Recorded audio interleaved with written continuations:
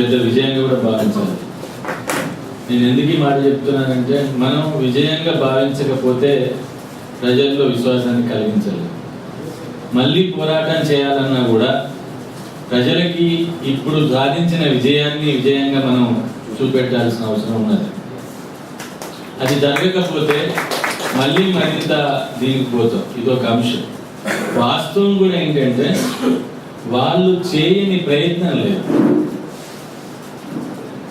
వాళ్ళు పార్టీలను విచ్ఛిన్నం చేశారు, పార్లమెంటును విచ్ఛిన్నం చేశారు, పార్లమెంటు సాంప్రదాయాలను విచ్ఛిన్నం చేశారు, రాజ్యాంగ ప్రక్రియను రాజ్యాంగ స్ఫూర్తిని విచ్ఛిన్నం చేశారు.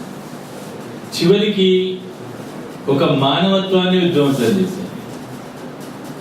నిజానికి పెప్పర్ స్ప్రేలు పట్టుకొని పార్లమెంటుకు పోయిన లోక్సభ సభ్యులు మనం ఎక్కడ చూడం. అంతటి దుర్మార్గం నిజంగా జరగడం కూడా మంచిదైంది. ఎందుకంటే వాళ్ళ దుర్మార్గం ప్రపంచానికి కూడా తెలిసింది. అంటే ఒకటి ఎవరిలోనన్నా చెడు ఉంటే అది ఆగదు, అది బయటపడుతుంది. ఏదో రూపంలో దాని యొక్క స్వరూపాలు బయటపడతాయి. వాళ్ళు అమెరికా నుంచి కూడా ఇన్ఫ్లుయెన్స్ చేయడానికి ప్రయత్నం చేస్తారు. ఇటీవల మాకు ఒక అనుభవం అయింది. 7 నుంచి రేపు 10 వరకు ఒక అంతర్జాతీయ సెమినార్ను హైదరాబాద్లో మేము తెలంగాణ విద్యావంతుల వేదిక ఇతర సంస్థలతో కలిసి నిర్వహించబోతున్నాం. దానిలో పాల్గొనడానికి వచ్చే విదేశీ మేధావుల్ని కూడా తెలంగాణ రాదు, మీరు రాదు అని జనాల్లో బెదిరించారు వీళ్ళు. అసలు అప్పటికి ప్రచారం కూడా లేదు ఈ సెమినార్ గురించి. ఇప్పుడు కూడా చాలా తక్కువ మందికి తెలుసు. అంటే వాళ్ళు ఎంత కీన్గా, ఎంత ఎక్కడెక్కడ ఏ పద్ధతిలో చేస్తున్నారో మనం అర్థం చేసుకోవాలి. ఇటీవల కాలంలో భారతదేశంలోనే కాదు ప్రపంచంలో కూడా ఒక కార్పొరేట్ రంగం మీద, ఒక డబ్బు మీద, ఒక ధనస్వామ్యం మీద ప్రజాస్వామ్యం గెలిచిన సంఘటన ఇది ప్రధానమైన సంఘటనగా నేను భావిస్తున్నాను. దాన్ని మనం స్ఫూర్తిగా తీసుకోవాలి, దాన్ని మనం ఆదర్శంగా తీసుకోవాలి. మిగతాయి చాలా ఉన్నాయి. దాని మీద ఖచ్చితంగా మరో పోరాటం చేయాల్సిన అవసరం తప్పనిసరిగా ఉంది. దానికి ఏ పద్ధతుల్లో చేయాలి, ఏ పద్ధతుల్లో ముందుకెళ్ళాలి, ఏ పద్ధతులు అవలంబిస్తే బాగుంటుంది అనేది కూడా మనం అందరం ఆలోచించుకోవాల్సిన అవసరం ఉన్నది. అందుకే ఈరోజు జేఏసీ స్టీరింగ్ కమిటీ జేఏసీని కంటిన్యూ చేయాలి అనే నిర్ణయం తీసుకోవడం కూడా అందులో భాగంగానే నిర్ణయం తీసుకుంది. అంటే ఇంకా పోరాటం పూర్తి కాలేదు, ఇంకా ముందుకు తీసుకెళ్లాల్సిన అవసరం ఉంది. కాబట్టి జేఏసీ యొక్క నిర్మాణం కానీ, జేఏసీ యొక్క పోరాటాన్ని కానీ కంటిన్యూ చేయాలి. జేఏసీ నిర్మాణాన్ని ఇంకా పెంచుకోవాలి. ప్రజలను చైతన్యవంతం చేయడానికి ముఖ్యంగా ఇక్కడి ప్రభుత్వాల మీద కూడా ఒక కన్నేసి ఉంచి వారి యొక్క చర్యల్ని గమనిస్తూ ప్రజా ప్రయోజనాలకు అనుగుణమైన విధానాలు రూపొందించడానికి కావాల్సిన ప్రయత్నం చేయాలని కూడా జేఏసీ భావించారు. అదేవిధంగా ఈరోజు భారతదేశంలో అనేక ప్రాంతాలు ఈరోజు తెలంగాణను చూస్తున్నాయి. తెలంగాణ యొక్క ప్రజల చైతన్యాన్ని చూస్తున్నాయి. తెలంగాణ ప్రజలు సాగించిన యొక్క పోరాటాన్ని చూస్తున్నారు. నిజానికి ఈరోజు తెలంగాణ విజయము ఒక రకంగా అహం మీద దెబ్బ కొట్టాడు. అహంకారం మీద ఒక మానవత్వము, ఒక మానవ నైజం గెలవడు. ఈరోజు తెలంగాణ ప్రజల మధ్య కూడా, తెలంగాణ సంఘాల మధ్య కూడా అహం తగ్గించుకోవడం వల్లే మనం కలిసాం. ఈరోజు కలిసి ఇక్కడ అందరం కూర్చున్నామంటే ఒకరికొకరికి సామ్యం లేదు, ఒకరికొకరి సమానం కాదు. కానీ ఇందులో ఎందుకు కూర్చుంటున్నాము? తెలంగాణ సాధన, తెలంగాణ లక్ష్యం, తెలంగాణ యొక్క భూషణం. కాబట్టి పార్టీలు అహాన్ని చంపుకున్నాయి, సంఘాలు అహం చంపుకున్నాయి, మనుషుల అహం చంపుకున్నారు. ఆ అహం చంపుకోవడం వల్లనే ఒక రకమైన ఐక్యత అనేది ప్రజల మధ్య, సంఘాల మధ్య, పార్టీల మధ్య ఏర్పడింది. కాబట్టి అటువంటి ఒక మానవ ప్రేమని తెలంగాణ సమాజం ఈరోజు అందిపుచ్చుకున్నారు. నిజానికి ఈ పోరాటాన్ని రకరకాల పద్ధతుల్లో అణచివేయడానికి ప్రయత్నాలు జరిగాయి. రకరకాల పద్ధతుల్లో మభ్యపెట్టడానికి ప్రయత్నాలు జరిగినాయి. కొన్ని రాజకీయ పార్టీల్ని వెనక్కి లాగడానికి ప్రయత్నాలు జరిగినాయి. కొందరు నాయకుల్ని ప్రలోభ పెట్టడానికి ప్రయత్నాలు జరిగినాయి. అయినా కూడా తెలంగాణ ప్రజల యొక్క కృషి, తెలంగాణ ప్రజల యొక్క చైతన్యం ఆరకుండా మండుతూ ఉండడం వల్ల ఈరోజు ఏ పార్టీ కూడా వెనక్కి వెళ్ళడానికి భయపడింది అనేది మనం గుర్తుపెట్టుకోవాలి. అదేవిధంగా తెలంగాణ ఉద్యమం యొక్క ఇంకొక విజయ రహస్యం ఏంటి అని అంటే, ఈరోజు ప్రజాప్రతినిధులని, పార్టీలని వాళ్ళ యొక్క అవసరంగా మనం చేయగలిగాం. ఈరోజు తెలంగాణ ప్రజల అవసరం ఎన్నడూ అయింది 60 ఏళ్ల కిందనే, కానీ ఈరోజు రాజకీయ పార్టీల అవసరం అయింది. కాబట్టి వారు తెలంగాణకు అంగీకారాన్ని తెలిపి తెలంగాణకు అనుకూలంగా రావడం జరిగింది. అయితే ఇక్కడ ఒకటి మనం గుర్తుపెట్టుకోవాలి, రాబోయే తెలంగాణ ఎట్లా ఉండాలి, ఏ విధంగా ఉండాలి, సామాజిక వర్గాలకు కానీ అదేవిధంగా రాజకీయ పరమైన నిర్ణయాలు కానీ నిర్మాణం కానీ ఆర్థిక పరమైన విధానాలు కానీ ఏ విధంగా ఉండాలనేది అందరూ ఆలోచించాల్సిన అవసరం ఉంది. ఖచ్చితంగా ఒకటి గుర్తుపెట్టుకోవాల్సింది ఏంటంటే, ఏ ప్రజలైనా అందరూ సమానంగా బతకాలని కోరుకుంటారు. నేను కూడా పలానా వాడితో సమానంగా ఉండాలని కోరుకుంటాను.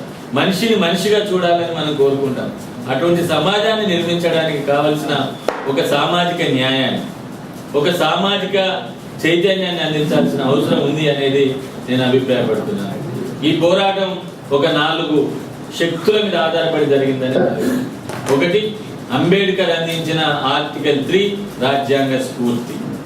అదేవిధంగా జయశంకర్ లాంటి వాళ్ళు, కాళోజీ లాంటి వాళ్ళు నిరంతరం సాగించిన ఒక నిరంతర ఉద్యమ ప్రయత్నం. మూడోది, ఈరోజు అమరవీరుల యొక్క త్యాగం. అదేవిధంగా మీలాంటి ఉద్యమకారుల యొక్క పోరాట పటిమ. ఇవి 4 కలిస్తే తెలంగాణ విజయం. ఈ రోజు మనకు అంబేద్కర్, జయశంకర్ లాంటి వాళ్ళు, కాళోజీ లాంటి వాళ్ళు ఆదర్శంగా ఉన్నారు. కానీ ఉద్యమ శక్తులు మరొక్కసారి తమ యొక్క ప్రయత్నాన్ని కొనసాగించాల్సి ఉంది. సామాజిక న్యాయం సాధించడానికి బడుగు బలహీన వర్గాలకి, దళితులకి, ఆదివాసులకి, మహిళలకి, వెనుకబడిన కులాలకి, పేదలందరికీ కూడా ఈరోజు ఈ ఫలాలు అందించే విధంగా, తెలంగాణ సాధించిన యొక్క ప్రయత్నాలు అందించే విధంగా కృషి జరగాల్సిన అవసరం ఉంది అని నేను భావిస్తున్నాను. దానికోసం మరొక్కసారి అందరూ ఆలోచించి రేపు రాబోయే తెలంగాణకు ఒక విజన్ని, లేకుంటే ఒక రకమైన ఒక మేనిఫెస్టోని, ఒక డిక్లరేషన్ని, ఒక ఎజెండాని రూపొందించుకొని ముందుకు పోవాలని అవసరం ఉందని ఆశిస్తూ నాకు ఈ అవకాశం ఇచ్చినందుకు ధన్యవాదాలు తెలియజేస్తున్నాను. Thank you.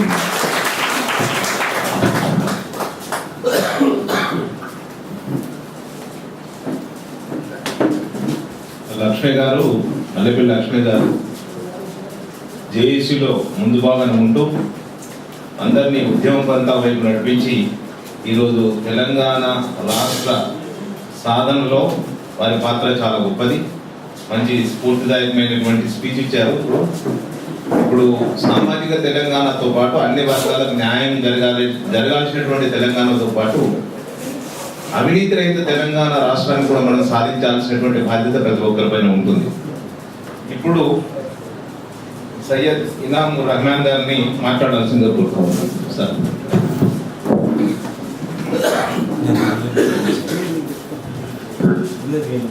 Mr. Vijay Kumar, most esteemed Mr. Vijay Kumar, esteemed members of the dais and dear friends. It's a matter of great honor that I have been called here to talk upon a subject on which Mr. Randan especially has spoken very, very elaborately. I don't think anything has been left to be said because he has thrown light in such a comprehensive manner that the demand which came from somewhere in the rows over there, that all of what he has said should come out in the press, should be there in the part of a column in a reputed newspaper, and that is what I would want him to do really. And the general public should get to know as to how the contours of the entire movement has taken place and what it should really have been. The suggestions to Mr. Vijay Kumar, the prospective advisor to the governor, are really appreciable, and I really hope he at least takes notes of that. Gentlemen, the great poet Iqbal had said, "Darwesh Khuda mast na sharhi hai na garbi, ghar mera na Dilli na Safaha na Samarkand." Meaning, a man seeking God is neither of the east nor of the west. My house is neither in Isfahan nor in Samarkand nor in Delhi. I am a man of that time. But in my younger days, I used to tell that if they were the government of Nizam, I would have been a communist. It happens. You are always a little uneasy, discomfortable with the regime. But this regime which I have been seeing for the past 5 decades with all my eyes open, before that my eyes were not open. So, this regime has really taken the cake in as far as stupidity goes. it really has brought us to a stage where we have got to ask ourselves that how in the hell did we put up with this kind of a nonsense for such a long time? This absurd suggestion of governor having the control over a newly created state, control of law and order, and to be advised by two senior police officers, one serving, non-serving, all this kind of a thing proves nothing but a sheer lack of confidence, not just in the people of Telangana who have never done anything violent against the Andhra people even till now, but it speaks of lack of faith in the very constitution of the country, in the very jurisprudence of the country, in the police administration, in the people who are sworn to uphold the constitution, and they will when the time will come. But this lack of confidence reflects in suggestions like these which are being made. But gentlemen, this matter has already been dealt upon quite elaborately. What I would want to tell my very dear friends here, my brothers, I think of them, because as I said, I am a man neither of the East nor of the West. Really speaking, I do not want to be confined to this place, but in the year 2000, when Mr. KCR had just started, I had told him, I had arranged for him a private press conference of Telangana media people. In that there were some very good names present at that time. And at that time I had told Mr. KCR that Mr. KCR, Telangana is so dear to me that its smell is there in my nostrils. I smell Telangana when I am here. And that kind of a smell I do not harbor for any of the country, any part of the country where I have lived for quite a long time. So Telangana is so dear to me, whatever it is, whichever way it is. And I have said many a times that Telangana, whether it succeeds or not is a totally different issue, but it is the desire of the people. And when we are in a democracy, it has got to be given irrespective of whether it fails or succeeds. Because success and failure just does not come due to the mineral wealth or the flow of water or extra energy or things like that. It comes due to the will and willpower of the people who really wish to work hard and strive for building that. This is how Haryana got built up. When Haryana was given away cut off from Punjab, people thought that nothing will come out of it. But today Haryana alone pays more tax than Jammu and Kashmir, Himachal Pradesh, Punjab and Uttarakhand put together. Haryana alone pays, whereas in size it is much smaller than any of these states except Uttarakhand, I think. So gentlemen, the time has come, the challenge has come for us, the people of Telangana asked for Telangana and they have almost got it. Almost, I would say, because still I am not very clear as to, there is talk about people going to court, we do not know. There is Mr. Kapil Sibal had himself given an opinion that it will not stand the test of legal scrutiny. But still they went ahead and passed it in the parliament. I don't know what will come out of it. I do pray it does come out. But in the new scenario, when we will have got our Telangana, how are we going to treat it? How are we going to handle it? Because gentlemen, we are not kids anymore. We have got to be honest. The media is too much in our face to ignore hard facts and reality.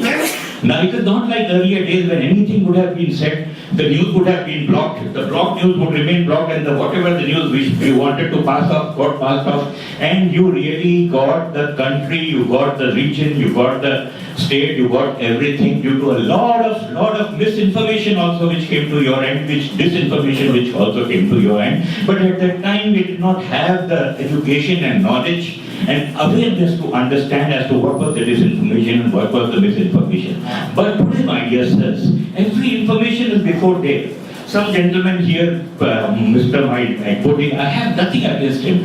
I have nothing against anybody who speaks ill about either the Muslim rule or Aurangzeb or the Nizam. Before going, he could have seen that. I did not see that. It is Mr. Vedakumar who has put that over there, what Hyderabad was. Hyderabad, even in 1956, had always remained a highly surplus state, in spite of about 60, 70 years earlier being totally bankrupt. It was mortgaged to Banyas and to the Western bankers. In spite of that, it became a surplus state and it remained like that. And gentlemen, do you know, the last time India was really a big thing. It was really a big thing. It is not today. Don't fool ourselves. We are only a big country with a large population. But where is anything else? But in the year up to the early 18th century, in the times of Aurangzeb, the much talked about Aurangzeb, which people do not want to talk about, India, the 1/5 of humanity of the world, was commanding 1/4 of the GDP of the world. 1/4 of the GDP of the world was generated in India, and it was in times of Aurangzeb. And this happens only and only when there is a firm administrative setup in place, when there is a fair judicial system in place, when there is total encouragement to merit, to enterprise. This happens only in such atmosphere. We can't expect these people to be giving us a fair enterprise, fair playing area. They can't give us a fair playing field now. As Mr. Captain Pandurangarati says that they came here, they took the Waqf land on lease, and with that they took bank loans from the local banks. On that they made for 5-star hotels, are making huge profits, and they are saying they brought development. What did they bring from there that they talk of the development that they created here? I will not go again into what Hyderabad was: airport, electricity, telephones, railways, management institutions, agricultural institutions. Go to Rajendra area and find out as to when those were set up. How early in the day those were set up. All this was there because there was a responsive government, and responsive government is the one which even at times is still responsible because it is taking on board people who really know what they are talking about. But our people, I am sorry to say, it would have been nice if our Honorable Prime Minister were a man of few words. But unfortunately, he turns out to be a man of only 2 words. Nuclear deal, FDI. At the peak, just 1 month back, at the peak of the Telangana debate, when it was to be done or not to be done, or what would have happened, he talked of genetically modified technology, seeds. These are the things he is talking about. Mr. Nandan mentioned about we are first and primarily concerned with issues of bread and butter. Honest to God, gentlemen, that should be our biggest focus area. Biggest focus area. Because these politicians, they don't know. They are so utterly, out of tune of reality that they don't know to what extent we have got sold off. Totally sold off.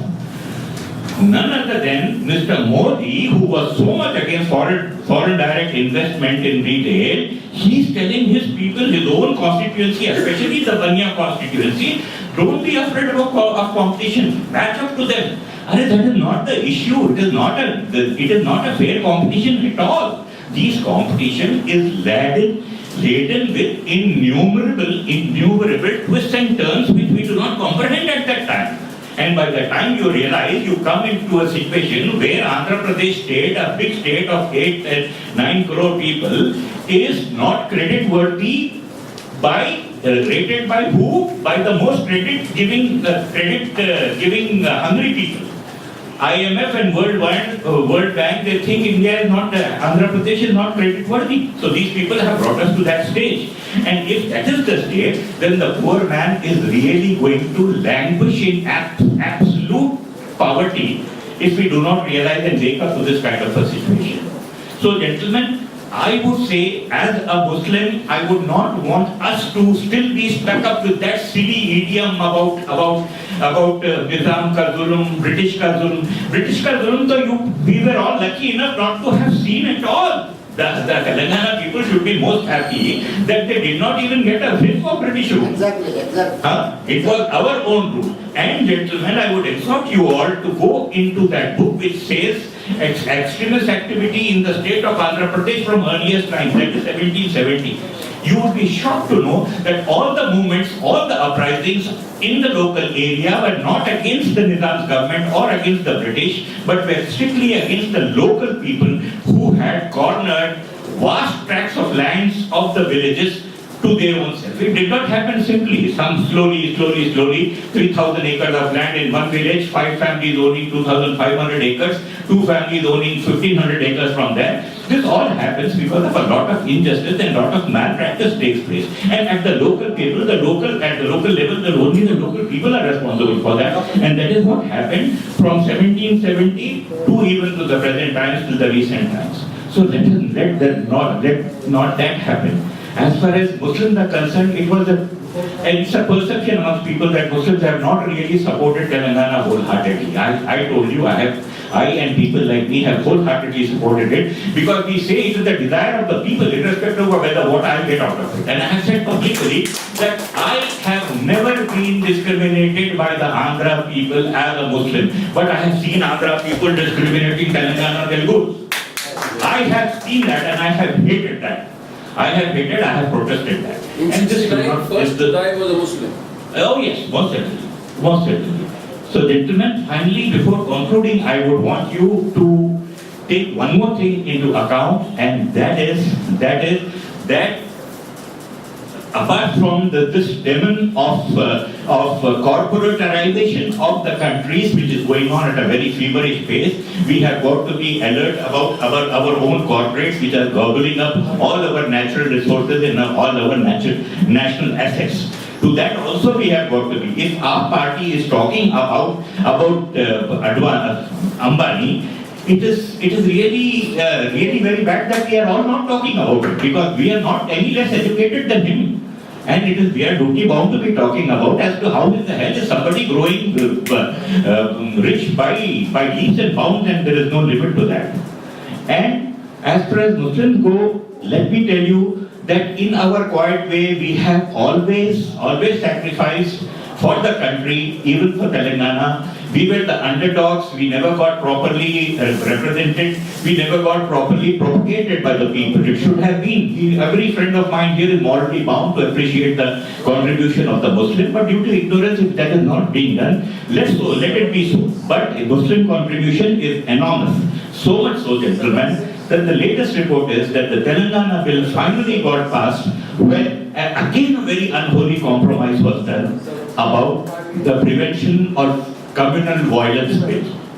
The prevention of communal violence bill also had got to be passed because it has been pending for a long time, but the good old BJP sticking to their ways, not that Congress is in any way better, sticking to their old ways, they said that no, this communal violence bill will have to be put in the freezer, only then we will pass Telangana. So the contribution of Muslims to the passage of the Telangana bill is enormous, and it's on an all India level. Thank you very much, gentlemen, for having given us time. Thank you very much.